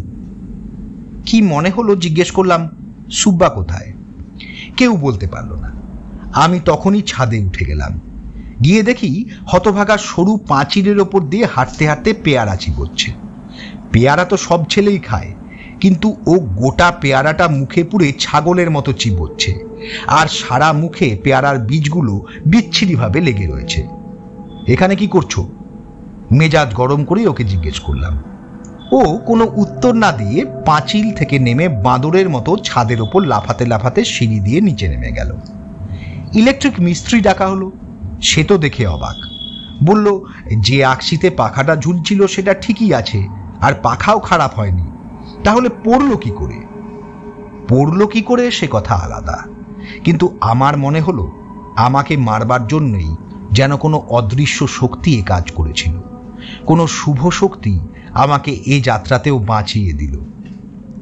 ছোট ভাইরা ছেলে মেয়ে নিয়ে চলে গেলে বাড়িটা অনেকখানি ফাঁকা হয়ে গেল। ওদের জন্য হঠাৎ মন কেমন করতে লাগলো। মনে হলো ওরা না গেলেই ভালো হতো। আর তো মাত্র সপ্তাহ 2 আছি, সবাই একসঙ্গে থাকলে ভালোই লাগতো। বিশেষ করে ছোট ভাইয়ের স্ত্রী ওই যে আমায় চুপি চুপি সাবধানে থাকার কথা বলে গিয়েছিল, সে কথা মনে করে আমার অস্বস্তি হতে লাগলো। যাক, কদিন পরেই তো ওরা আসছে। তাছাড়া বাড়িতে আমার স্ত্রী, নোটন ছাড়াও মেজ ভাইয়ের স্ত্রীও রয়েছে। আশা করি আমার কোনো অসুবিধে হবে না। সুব্বা বড় একটা এদিকে আসে না। আমার ঘরের সামনের বারান্দা দিয়ে যখন যায় তখন একবার ঘাড় ঘুরিয়ে আমাকে এমনভাবে দেখে যেন আমি ওর দুচক্ষের বিষ। আমার মনেও একটা পৈশাচিক ভাবের উদয় হয়, ইচ্ছে করে ওর সরু গলাটা টিপে ধরি। মাত্র দুদিন পরেই মেজ বৌমার বাপের বাড়ি থেকে জরুরি খবর এলো, ওর বাপের বাড়ির জমি জমা ভাগ হচ্ছে, সেই জন্য কয়েকদিনের জন্য মেজ বৌমাকে যেতে হবে। আর পরের দিনই মেজ ভাই মেজ বৌমা ছেলে মেয়ে নিয়ে চলে গেল। যাওয়ার সময় মেজ বৌমা হেসে বলল, দিদি তো রইলেন, আপনার অসুবিধে হবে না, 1 সপ্তাহের মধ্যেই চলে আসব। যাক, মেজ ভাইরাও চলে গেল। এত বড় বাড়িটা এখন যেন আমায় গিলতে আসছে। এখন শুধু আমার স্ত্রী আর নোটন, আর রাজু তো দিব্যি বহাল তবিয়াতে আছেই। ওরা না থাকায় আমার স্ত্রীর কোনো অসুবিধে হচ্ছে বলে মনে হলো না। এত বড় বাড়িটা খালি হয়ে গেল, তার জন্য তার কোনো কষ্ট নেই। জোড়া বটতলায় শিগগিরই মেলা বসবে, অনেক সাধু সন্ন্যাসী আসবে, তাদের দেখতে যাবে, সেই আনন্দেই মশগুল। আর নোটন, সে তো রাজুর সঙ্গে দিব্যি ঘুরি ওড়াচ্ছে। কিন্তু আমার যে শুধু খারাপই লাগছে তা নয়, সত্যি কথা বলবো, পুলিশের লোক হয়েও আমার কেমন যেন ভয় করছে। কিসের ভয় তা ঠিক বুঝতে পারি না। ওই 1 ফোঁটা ছেলে রাজু সুব্বাকে? পাগল হয়ে গেলাম নাকি? ওকে ভয় পেতে যাব কেন? ওর সাধ্য কি আমার ধারে কাছে ঘেঁষে? আমাদের এই গ্রামে 12 মাসে 13 পার্বণ লেগেই আছে। বিশেষ করে এই সময়ে জোড়া বটতলায় বিরাট মোৎসব হয়। মোৎসব চলতি কথা, আসল কথা হচ্ছে মহোৎসব। বহুকাল থেকে এই জোড়া বটতলায় 1 পক্ষকাল ধরে মেলা বসে। জোড়া বটের নিচে একটি ঠাকুর আছে। ঠাকুরের বিশেষ কোনো মূর্তি নেই, একটা পাথর আগাগোড়া সিঁদুর মাখানো। এই মেলা উপলক্ষ করে পাশাপাশি গ্রামগঞ্জ থেকে বহু লোক আসে। কাছেই বিরাট একটা দিঘি, সেখানে স্নান করে সবাই জোড়া বটতলায় পুজো দেয়। সেদিন সবাই দিঘির পাড়েই রাধাবাড়া করে খায়। মেলায় নাগরদোলা, সার্কাস, ম্যাজিক থেকে শুরু করে বাদাম ভাজা, পাঁপড় ভাজা সবই থাকে। আর মিষ্টির দোকানের তো ছড়াছড়ি। সবচেয়ে আকর্ষণের ব্যাপার, এই মেলায় দূর দূরান্তর থেকে দুর্গম পথ পেরিয়ে সাধু সন্ন্যাসীরা আসেন। ভস্য মাখা দেহে কোপনি মাত্র পরে তারা ধুনি জ্বালিয়ে সারা রাত ধ্যান করেন। মাঝে মাঝে নাগা সন্ন্যাসীদেরও দেখা যায়।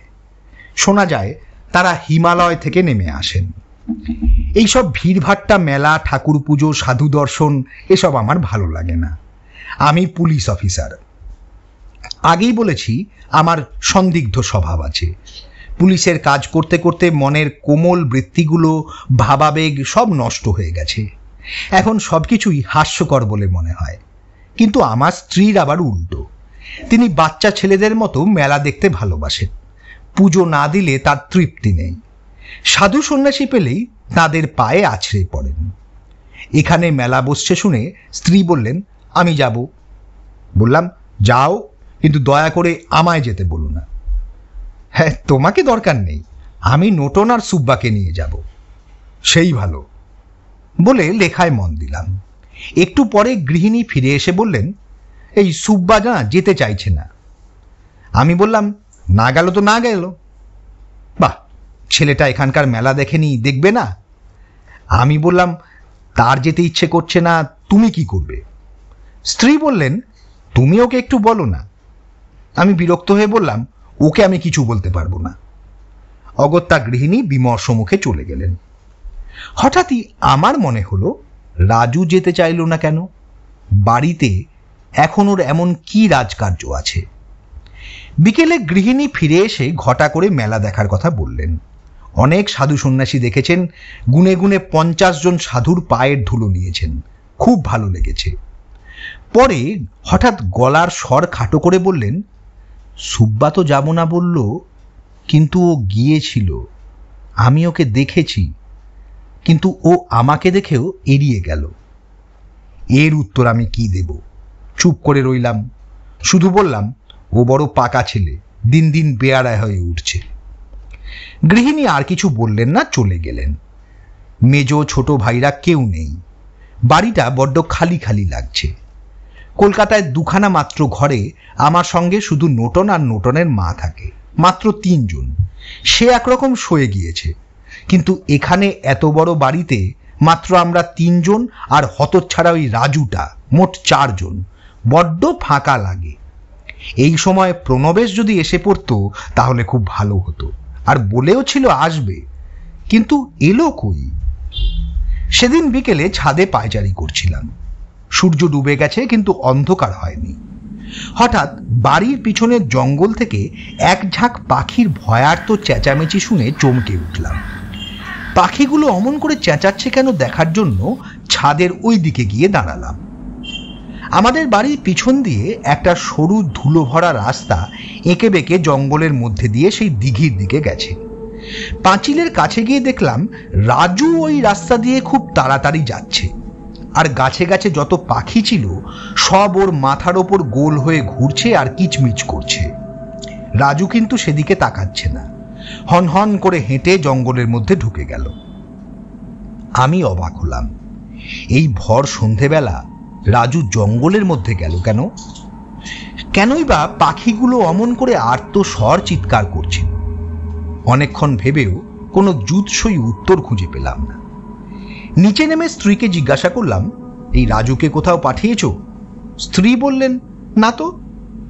আমি বললাম, তাহলে ওকে জঙ্গলে ঢুকতে দেখলাম কেন? জঙ্গলে? জঙ্গলে কেন যাবে? আরে সেটাই তো আমার প্রশ্ন। আর ও যখন ওইদিকে যাচ্ছিল তখন এক ঝাঁক পাখি ওর মাথার ওপর উঠছিল আর চিৎকার করছিল। এই কি যে বলো! ঠিক আছে, ও এলে আমার সঙ্গে দেখা করতে বলো। ও তো এই বাড়িতেই ছিল, দাঁড়াও দেখছি, বলে ঘর থেকে বেরিয়ে গেলেন। 5 মিনিটের মধ্যে রাজুকে নিয়ে ফিরে এলেন। এই তো এখানেই রয়েছে। আমি অবাক। 10 মিনিটের আগে ছাদ থেকে আমি ওকে সচক্ষে জঙ্গলে ঢুকতে দেখেছি, এর মধ্যে কখন ফিরে এলো? তবে কি আমি ভুল দেখলাম? এতখানি ভুল হওয়া কি সম্ভব? তবু জিজ্ঞাসা করলাম, তুই কোথায় ছিলি? ও ভাঙা হিন্দিতে বলল, আমার ঘরে। তুই পেছনের রাস্তা দিয়ে জঙ্গলের দিকে যাসনি? ও খুব সংক্ষেপে রুক্ষ গলায় বলল, নেহি। আমার বেজায় রাগ হলো, আর সঙ্গে সঙ্গেই রাগ প্রকাশের ছুতো খুঁজে পেলাম। বললাম, সেদিন তোর মাইজি ওদের সঙ্গে মেলায় যেতে বলল, তুই বললি যাবি না, কিন্তু তুই লুকিয়ে লুকিয়ে একা গিয়েছিলি, আর সে কথা বলিসনি কেন? কেন একা একা মেলায় গিয়েছিলি? ও আগের মতোই ঘাড় শক্ত করে শুধু বলল, নেহি। আমার স্ত্রী চেঁচিয়ে উঠলেন, তুই তো আচ্ছা মিথ্যেবাদী! আমি নিজের চোখে দেখলাম যেখানে সাধুরা বসছিল তুই সেখানে ঘুরছিলি, আর বলছিলিস কিনা। ও ফের ঘাড় নাড়ল, নেহি। স্ত্রী বললেন, তুই ডাহা মিথ্যেবাদী, নোটনকে জিজ্ঞেস কর, ও দেখেছে। নেহি নেহি বলতে বলতে রাজু যেন পালিয়ে বাঁচল।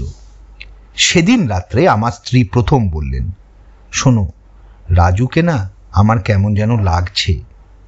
আমি চুপ করে রইলাম। স্ত্রী আবার বললেন, কিছু বলছো না যে? কি আর বলবো, আমিও টের পাচ্ছি। ওর ওই রোগা পটকা শরীর নিয়ে দুমদাম করে কাজ করা, ছাদ থেকে লাফিয়ে গাছের ডাল ধরে ঝোলা, ছাদের সরু পাঁচিলের ওপর দিয়ে হাঁটা, হাঁটতে হাঁটতে মস্ত বড় হাঁ করে গোটা পেয়ারা চিবোনো, ওর অস্বাভাবিক চোখ, আমার দিকে অদ্ভুতভাবে তাকানো, মেলায় যাব না বলে লুকিয়ে যাওয়া, সন্ধেবেলায় দিঘির পথে জঙ্গলে ঢোকা, ওকে দেখে ভয় পেয়ে পাখির ঝাঁকের তাড়া করা, আর কত বলবো। অথচ ও নাকি জঙ্গলের পথে যায়নি, ঘরেই ছিল, সব রহস্যময়। স্ত্রী শিউরে উঠে বললেন, কি হবে গো, আমার যে কেমন ভয় করছে, ওকে তাড়াও। ও নিজে থেকে চলে না গেলে কি তাড়ানো যায়? কোথায় যাবে? স্ত্রী কিছুক্ষণ চুপ করে থেকে বললেন, এত বড় বাড়িতে এভাবে থাকতে আমার খুব ভয় করছে। কালই মনে হচ্ছে খারাপ কিছু ঘটবে। কবে যে ওরা সবাই আসবে? পরের দিন হঠাৎ আমার স্ত্রীর বাপের বাড়ি থেকে ওর এক ভাই এলো। ওর মা খুব অসুস্থ, এখনই আমার স্ত্রীকে নিয়ে যাবে। শুনে চমকে উঠলাম। ওর মা অসুস্থ বলে নয়, আমাকে একা থাকতে হবে বলে। যাওয়ার সময় স্ত্রী ব্যাকুল হয়ে বললেন, বাধ্য হয়ে যেতে হচ্ছে, তোমায় একা ফেলে যেতে কিছুতেই মন সরছে না, খুব সাবধানে থেকো, যত তাড়াতাড়ি পারি চলে আসব। আমি মুখে হাসি টেনে বললাম, ঠিক আছে, কিচ্ছু ভেবো না, আমি একজন পুলিশ অফিসার, কেউ না থাক সঙ্গে রিভলভার আছে। বললাম বটে কিছু ভেবো না, কিন্তু নিজেই কেমন দুর্বল হয়ে গিয়েছি। রিভলভার কি সব ক্ষেত্রে কাজে দেয়? নোটনকে নিয়ে আমার স্ত্রী চলে যাওয়ার পরই আমি কিরকম যেন অসহায় হয়ে পড়লাম। আমি কিছুতেই এ বাড়িতে আর টিকতে পারছি না। কেবলই মনে হচ্ছে ভয়ঙ্কর কিছু যেন ঘটতে যাচ্ছে। একটা কথা ভেবে অবাক হলাম, কি অদ্ভুতভাবে একে একে সবাইকে চলে যেতে হলো। ছোট ভাই গেল, মেজ ভাই গেল, শেষ পর্যন্ত আমার স্ত্রী পুত্রও গেল। ব্যাপারটা কি? মনে হলো কোনো অশুভ শক্তি পরিষ্কার মতলব করে একে একে সবাইকে সরিয়ে দিচ্ছে। একটি মাত্র উদ্দেশ্য, আমাকে একা রাখা। আর তখনই আমার জীবনহানির ব্যাপারে হেরম্ব জ্যাঠার সাবধানবাণী মনে করল। 1 মাসের মধ্যে জীবন সংশয় হতে পারে, এই সময় যেন কখনো একা থেকো না। কথাটায় তখন গুরুত্ব দিইনি, এখন গুরুত্ব দিতে হচ্ছে। ভয় পাচ্ছি। আবার এটাও পরিষ্কার নয় কিসের জন্য ভয়। এখানে আপাতত একা থাকলেও পাড়া প্রতিবেশী আছে, দুবেলা তারা আমার খোঁজ খবর নেয়, আমিও যাই তাদের বাড়ি। কোথাও কোনো অস্বাভাবিকতা নেই, বিপদের আভাস পর্যন্ত নেই। যত ভয় শুধু আমার বাড়ির ভিতরে। এটুকু নিশ্চিতভাবে বুঝেছি, ওই নেপালি ছোঁড়াটাই আমার কাছে অস্বস্তির কারণ। ওর হাবভাব চালচলন কেমন যেন অদ্ভুত। তার চোখ দুটো ঠিক মানুষের চোখ নয়, তার চোখের দৃষ্টিতে মরা জন্তুর চাউনি। অথচ সে বাড়ির কাজকর্ম করে, আমার ছেলের সঙ্গে খেলা করে, ঘুড়ি ওড়ায়। তাহলে তাকে ভয় কিসের জন্য? এই প্রশ্নের মীমাংসা করতে পারি না, কিন্তু বেশ বুঝতে পারছি শ্রীযুক্ত বাবু সুশান্ত কুমার সরকার, কলকাতার পুলিশ অফিসার, আমি এই খালি বাড়িতে টিকতে পারছি না। প্রতি মুহূর্তে এখন অকাল অপমৃত্যুর ভয় পাচ্ছি। স্পষ্ট দেখছি দুয়ারে মৃত্যুর দূত দাঁড়িয়ে। প্রণবেশটাও যদি এ সময় এসে পড়ত। ওরা চলে গেছে বেলা 12টার সময়। যাওয়ার আগে আমার স্ত্রী দুবেলার মতো রেঁধে দিয়ে গেছে। আজকের দিনটা চলে যাবে, কাল থেকে আমাকেই যা হোক কিছু রাঁধতে হবে। ওরা চলে যাওয়ার পর আমি সারা দুপুর ঘরে বসে রইলাম আর লক্ষ্য রাখলাম সুব্বার দিকে। বাঁচোয়া সে একবারও আমার সামনে আসেনি, যদিও জানি সে বাড়িতেই আছে। কেমন করে জানলাম ও বাড়িতে আছে? ঠিক বলতে পারি না, তবে ইদানিং টের পাই ও বাড়িতে থাকলে বাড়ির বাতাসটা কিরকম ভারী হতে থাকে, নিঃশ্বাস নিতে কষ্ট হয়। এ বাড়িতে থাকলে পরিষ্কার বুঝতে পারি বাড়িটার প্রত্যেকটা ইট, কড়ি, বর্গা, এমনকি কুয়োর জল পর্যন্ত থির থির করে কাঁপে। আজ এখনো কাঁপছে, তাই বুঝতে পারছি ও বাড়িতেই আছে, কিন্তু কোথায় আছে, কি করছে জানি না। হঠাৎ আমার দম বন্ধ হয়ে এলো, মাথাটা কিরকম ঝিমঝিম করতে লাগলো। আমি সচকিত হলাম, পায়ের শব্দ পাচ্ছি। সে শব্দ কখনোই 12-13 বছরের ছেলের পায়ের শব্দ নয়, যেন একটা ভারী বোঝা টেনে নিয়ে যাওয়ার শব্দ। বুঝলাম রাজু সিঁড়ি দিয়ে উঠে আসছে। ও এলো, বারান্দা দিয়ে যেতে যেতে আমার দিকে একবার তাকালো, আমার ঘরের দিকে তাকালো, আমার সঙ্গে চোখাচোখি হলো, আর আমার বুকের মধ্যে রক্ত চলকে উঠল। ও কি আমায় দেখে হাসলো? ও কি হাসতে জানে? ওকে তো কখনো হাসতে দেখিনি। আর ওটা কি হাসি? দাঁতের মতো কতকগুলো কি যেন ঝুলে পড়া ঠোঁটের ওপর ঝিকঝিক করে উঠল। আমি ছুটে গিয়ে দরজা বন্ধ করে দিলাম, আর তারপরে শুনলাম ধূপধাপ শব্দ করে ও ছাদে চলে গেল। ছাদটা ওর বড় প্রিয় জায়গা। বিকেলে জোর করে একটু বেরোলাম। কতক্ষণ আর ঘরে একা চুপটি করে বসে থাকা যায়? কিন্তু যাব কোথায়? কিছুক্ষণ এদিক ওদিক ঘুরে কি খেয়াল হলো, বাড়ির পিছনে বাগানের দিকে যে সরু রাস্তাটা গেছে, সেই রাস্তায় হাঁটতে আরম্ভ করলাম। তারপর মনে হলো কাজটা ভালো করিনি, কেননা তখন সন্ধ্যের মুখ। অন্য কিছু ভয় না পেলেও সাপের ভয় তো আছে। টর্চটাও আনিনি। কিন্তু কেন অসময়ে এই পথে এলাম? বোধহয় মনের মধ্যে কালকে বিকেলের ঘটনাটা কৌতূহলী করে তুলেছিল। ওই যে রাজু সুব্বা ওই পথে যাচ্ছিল আর পাখির ঝাঁক ভয়ে চিৎকার করে ওকে তাড়া করছিল। বোধহয় ভেবেছিলাম ওই পথে কি আছে তা দেখতে হবে। বেশ কিছু দূর এগিয়ে গেছি, হঠাৎ দেখলাম একটা লোক, একটা লোক আমার সামনে সামনে হেঁটে চলেছে। থমকে দাঁড়িয়ে পড়লাম। এই সন্ধেবেলায় কে ওদিকে যাচ্ছে? একটু ঠাহর করতেই বুঝতে পারলাম ও রাজু। ওই যে নারকেলের মতো মাথা, রোঁয়া রোঁয়া চুল। কিন্তু রাজু হঠাৎ এত বড় হয়ে গেল কি করে? আমি কি তবে ভুল দেখছি? চোখ রগড়ে স্পষ্ট করে তাকালাম। হ্যাঁ, রাজুই। আমি ওকে ডাকতে যাচ্ছিলাম, কিন্তু না ডেকে ওর কাছে যাওয়ার জন্য জোরে হাঁটতে লাগলাম। অবাক কাণ্ড, যতই জোরে এগোচ্ছি ততই ও দ্রুত সরে যাচ্ছে। একটা কুকুর আসছিল সামনে দিয়ে। বললে কেউ বিশ্বাস করবে না, কুকুরটা রাজুকে দেখেই কেউ কেউ শব্দে ভয়ার্ত চিৎকার করে ছুটে পালিয়ে গেল। কুকুরটা অকারণে ভয় পেল কেন? রাজু তো ওর দিকে ফিরেও তাকায়নি। তাড়াতাড়ি বাড়ি ফিরে এলাম। সন্ধে 7টা বাজতে না বাজতেই রাজুর ঘরে ওর খাবার ঢাকা দিয়ে রেখে নিজের ঘরে ঢুকে খিল মদ্দ করে দিলাম। রাজু তখন বাড়ি ছিল না। ও আজকাল কখন কোথায় যায় কিছুই জানায় না। ও আমাকে কেয়ারই করে না। অনেক রাত পর্যন্ত ঘুম আসেনি। রাত 9টা নাগাদ বাইরের দরজায় খিল দেওয়ার শব্দ পেলাম। বুঝলাম শ্রীমান রাজু ফিরলেন।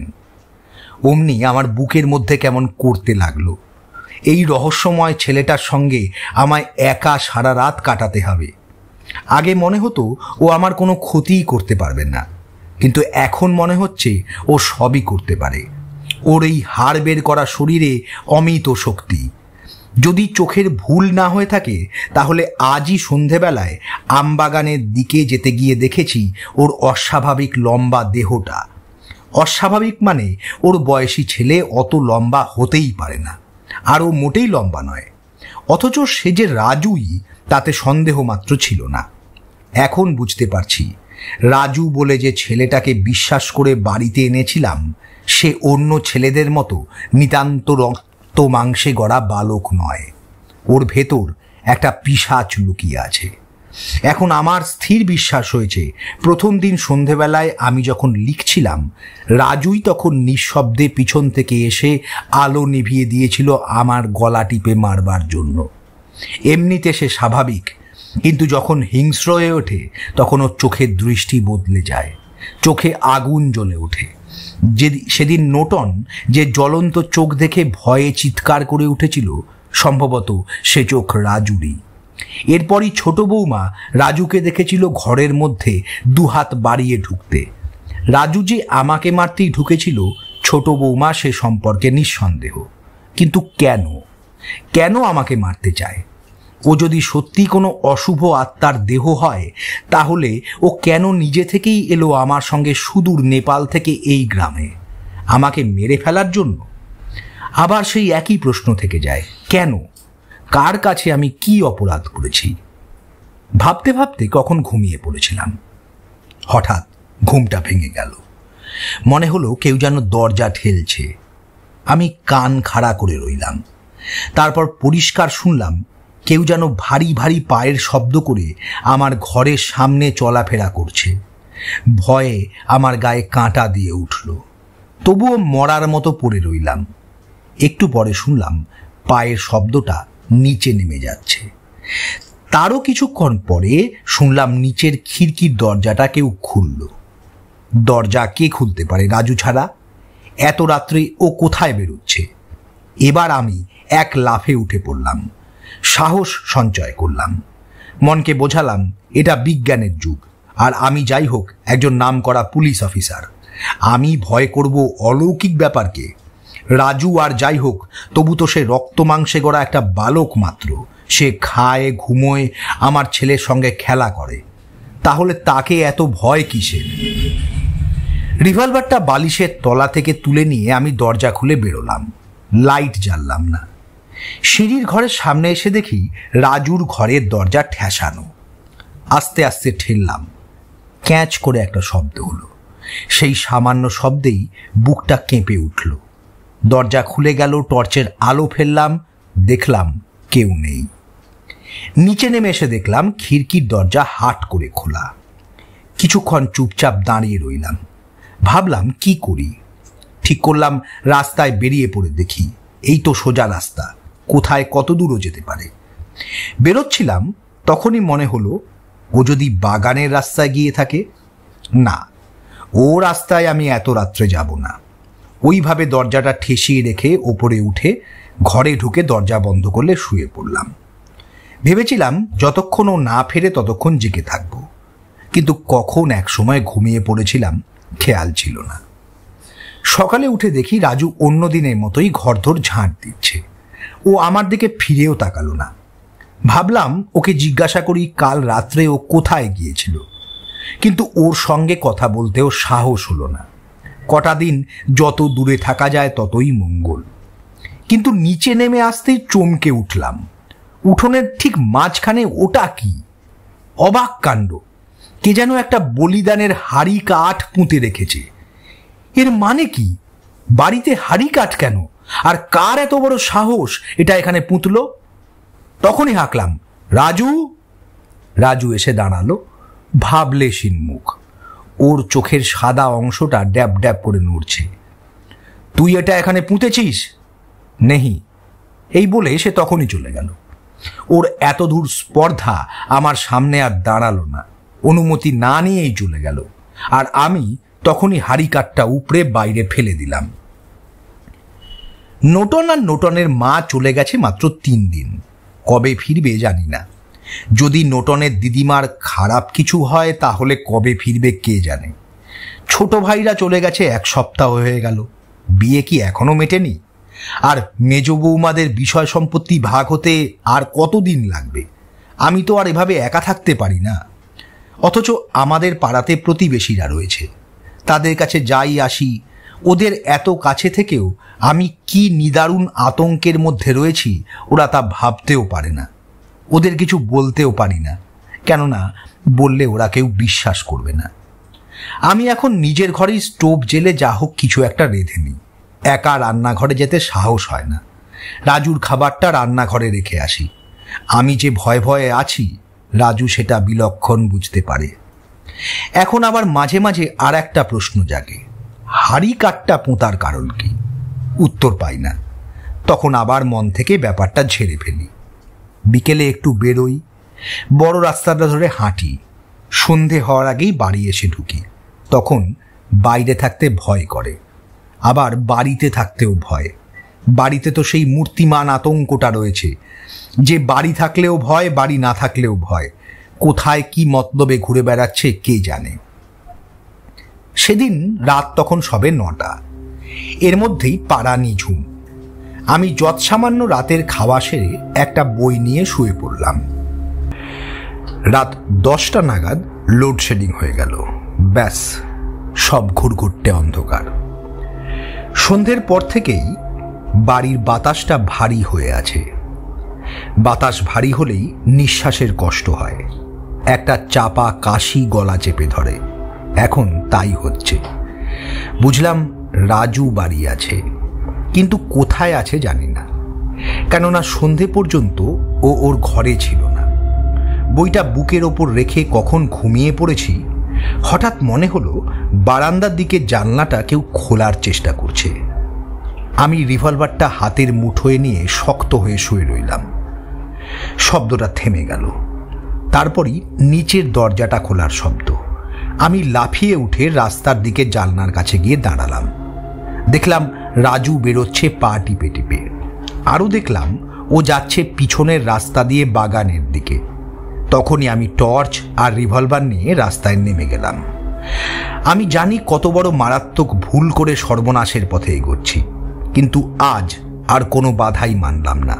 আমার পৌরুষ অথবা আমার নিয়তি আমাকে ঠেলে নিয়ে চলল। 20 হাত দূরে রাজু চলেছে। আমিও নিঃশব্দে ওর পিছু পিছু চলেছি। রাজু বাগানের ভেতর ঢুকলো, আমিও ঢুকলাম। শুকনো পাতায় যাতে শব্দ না হয় তার জন্য খুব সাবধানে পা ফেলতে লাগলাম। অন্ধকারে রাজু বারবার হারিয়ে যাচ্ছিল, কিন্তু আমি হুঁশিয়ার। আবার রাজুর সেই ঢ্যাঙা চেহারা। আমার গা শিউরে উঠল। কিন্তু না, আজ আমায় একটা ফয়সালা করতেই হবে। কোথায় যে ও যায় সেটা দেখতেই হবে। নিজেকে ঝাঁকানি দিয়ে আমি দেখে নিলাম যে আমি ঠিক আছি। প্রায় মিনিট 10 এগোবার পর দেখি এক জায়গায় আলো জ্বলছে। পরে বুঝলাম আলো নয়, আগুন। অবাক হলাম, নির্জন বাগানে আগুন জ্বালল কে? ওদিকে রাজুর গতি দ্রুত হচ্ছে, মনে হচ্ছে ওকে যেন কেউ টেনে নিয়ে যাচ্ছে, আর সেই সঙ্গে আমাকেও কি কেউ টানছে। আরেকটু এগোতেই দেখলাম একজন সন্ন্যাসী ধুনি জেলে এই দিকেই তাকিয়ে আছে। আমি চট করে একটা গাছের আড়ালে সরে গেলাম। চোখের সামনেই দেখলাম রাজু গিয়ে ওর পায়ের কাছে লম্বা হয়ে আছড়ে পড়ল। আর ঠিক তখনই ধুনির আগুনের আভায় সন্ন্যাসীকে ভালো করে দেখতে পেলাম। চমকে উঠলাম, এ কি? এ যে কাঠমান্ডুর পাহাড়ের সেই তান্ত্রিক। কিন্তু কি করে সে পাহাড় পর্বত ডিঙিয়ে পথ চিনে চিনে আমার দেশে এসে হাজির হলো? আমার হাত পা কিরকম অবশ হয়ে এলো। বুঝলাম এখানে আর এক মুহূর্ত থাকলে আমি জ্ঞান হারাবো, আর জ্ঞান হারালেই তান্ত্রিকের হাত থেকে রেহাই নেই। আমি পায়ে পায়ে পিছোতে লাগলাম। একবার রাজুর দিকে তাকালাম। দেখি একটি কঙ্কাল সার দেহ, দেহ নয় মৃতদেহ, উপুর হয়ে পড়ে আছে। সে রাত্রে কি করে যে বাড়ি ফিরে এসেছিলাম মনে করতে পারি না। তবু ওরই মধ্যে ইচ্ছে করেই বাইরের দরজায় খিল এঁটে দিয়েছি, যাতে রাজু আর বাড়ি ঢুকতে না পারে। নিজের ঘরের দরজাতেও ভালো করে খিল দিয়ে শুয়ে পড়লাম। ততক্ষণে কারেন্ট এসে পড়েছে। ঘুমের ঘোরের মধ্যেই একটা কথা মনে হতে চমকে উঠলাম। মেলায় কদিন ওই বাগানের মধ্যে দিয়ে লোকজন নদীর ধারে জোড়া বটতলায় পুজো দিতে গিয়েছিল। তখন বাগানে কেউ ওই তান্ত্রিককে দেখেনি। সব তান্ত্রিক সাধু সন্ন্যাসী ছিল নদীর ধারে। সম্ভবত ইনিও ওখানেই ছিলেন। মেলা তো শেষ হয়ে গেছে বেশ কয়েকদিন হলো। সব সাধুরাই ফিরে গেছেন। ইনি যাননি কেন? কেনই বা এখন বাড়ির কাছে আমবাগানে এসে আস্তানা গেড়েছেন? আর রাজুর সঙ্গেই বা চেনা হলো কি করে? রাজু মেলায় চুপি চুপি একা গিয়েছিল। সে কি তবে তান্ত্রিকের সঙ্গে দেখা করতে? তবে কি রাজু ওই তান্ত্রিকেরই পাঠানো অলৌকিক জল্লাদ? আমাকে শেষ করে দেওয়ার জন্য, অথবা আমার ওপর প্রতিশোধ নেওয়ার জন্য নিজেই ক্রমশ এগিয়ে আসছে আমাদের বাড়ির দিকে। রাজু শুধু ওকে নিশানা দিয়ে যাচ্ছে। তাহলে নির্জন বাড়িতে আমাকে বলি দেওয়ার জন্য কি হাড়িকাঠ পোঁতা হয়েছিল? পরের দিন সকালে দেখলাম বাইরের দরজাটা খিল বন্ধই আছে।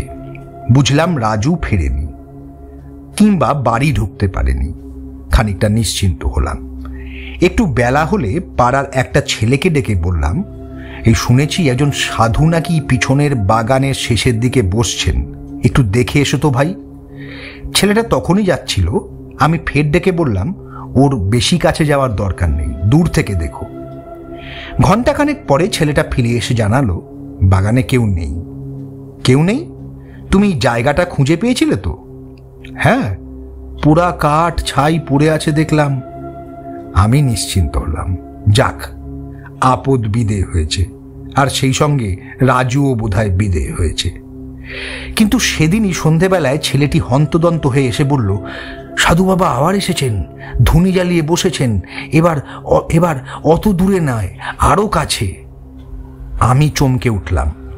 ওকে বললাম, ঠিক আছে। ছেলেটা চলে গেলে আমি কিছুক্ষণ চুপ করে বসে রইলাম। অদ্ভুত তো এই তান্ত্রিকটা। কেমন ধীরে ধীরে 3 মাইল দূরে জোড়া বটতলা থেকে আমাদের বাড়ির দিকে এগিয়ে আসছে।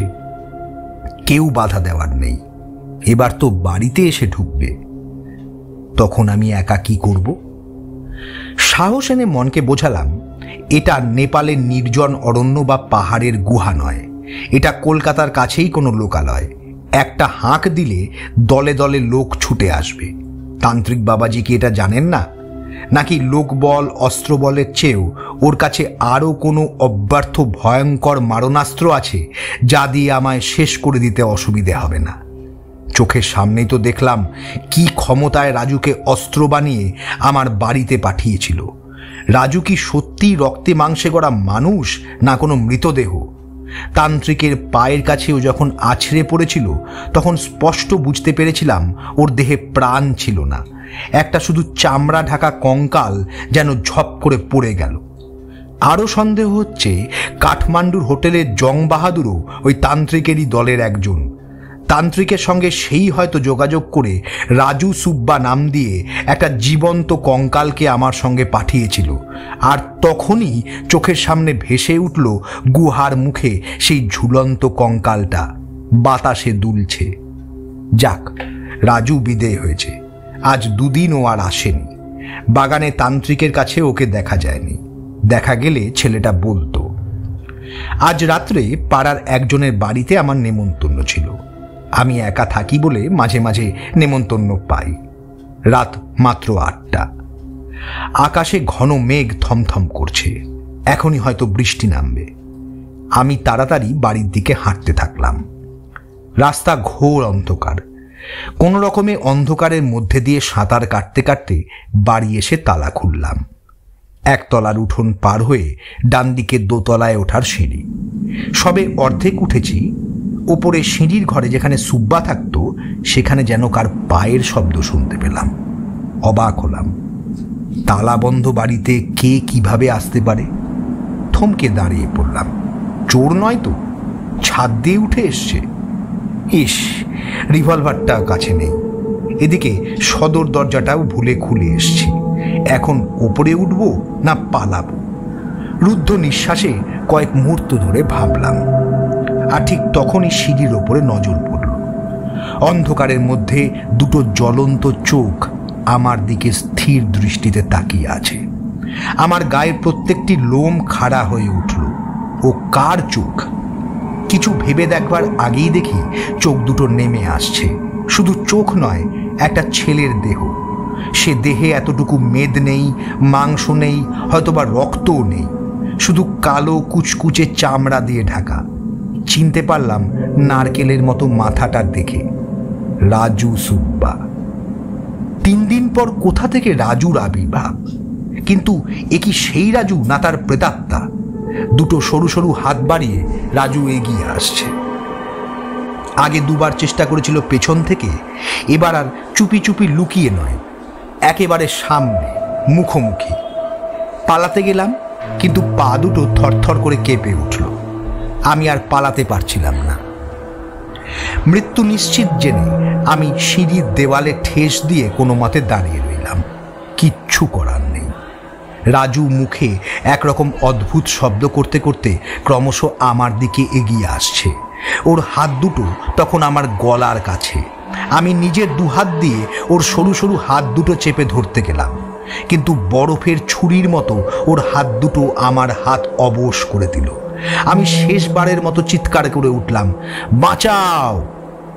কাকে উদ্দেশ্য করে চেঁচালাম জানি না, তবে একটা সাড়া পেলাম তখনই। সুশান্ত, সুশান্ত, তুমি কোথায়? বড্ড অন্ধকার। চমকে উঠলাম। এই যে প্রণবেশের গলা। আমি দ্বিগুণ জোরে আবার চেঁচিয়ে উঠলাম, বাঁচাও!